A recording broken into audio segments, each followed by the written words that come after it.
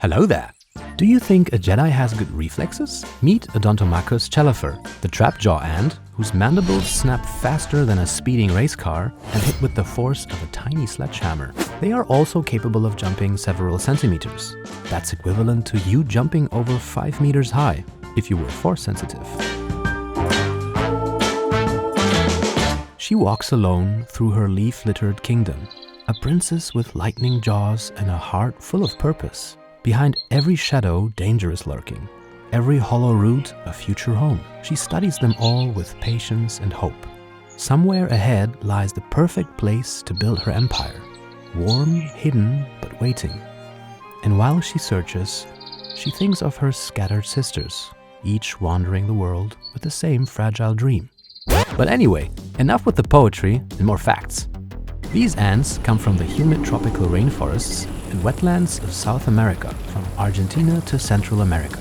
They make their homes in moist soil beneath stones or in rotting wood.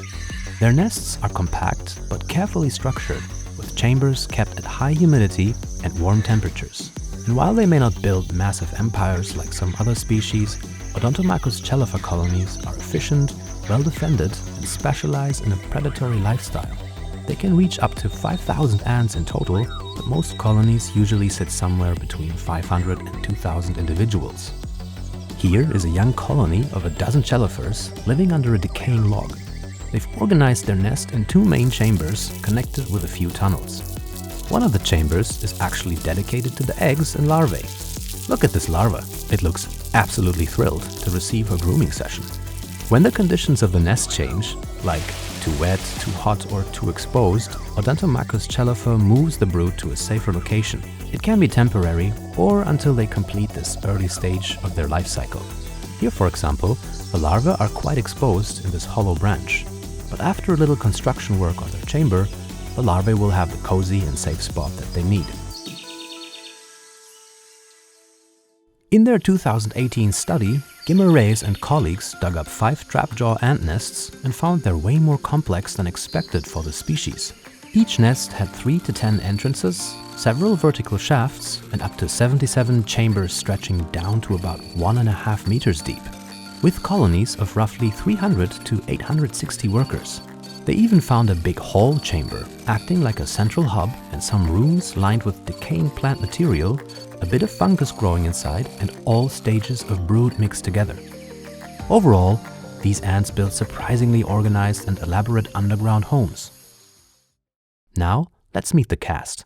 The queen, a sleek black-brown 20 mm long ant with a metallic sheen. We enhanced the colors in this picture for you to make the metallic look stand out a bit more. The workers are monomorphic, all similar in size, usually 18 to 20 mm, dark with a copper shimmer.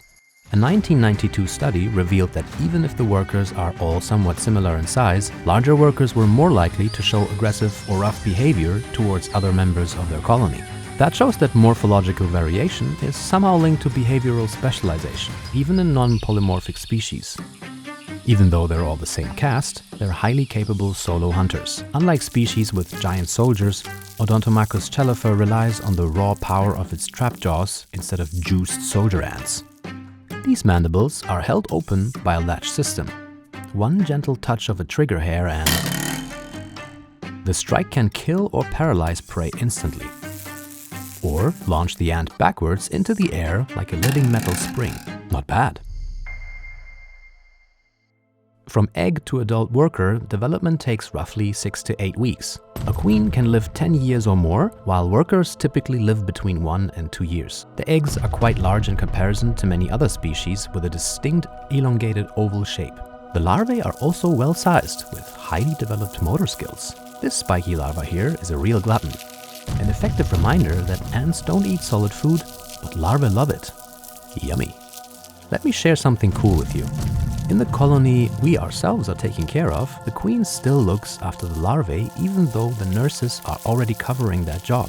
That's pretty unusual because queens usually stop taking care of the brood once the first workers are born. Have you ever seen or heard about this kind of behavior? Let's hear your thoughts or experiences in the comments. Odontomachus chelifer is diurnal, active during the day, patrolling and hunting under the warm forest canopy, and they can also become active at night. especially when daytime temperatures get too hot for the colony to handle. They are specialized lone predators, relying heavily on protein-rich prey. But while they are predators, they also enjoy sugary food like honeydew, sugar water, and soft fruits such as banana, mango, or apple. But when it comes to using their specialty, this ridiculously oversized pair of mandibles is so fast that cameras often need to record thousands of frames per second to capture them. Scientists have measured speeds over 200 kilometers per hour.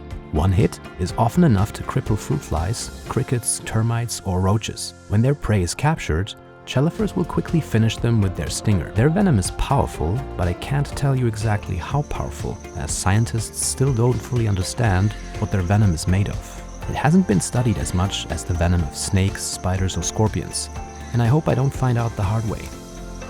If you enjoyed this deep dive and want more species explorations, don't forget to like, subscribe, and hit the bell so you won't miss the next adventure.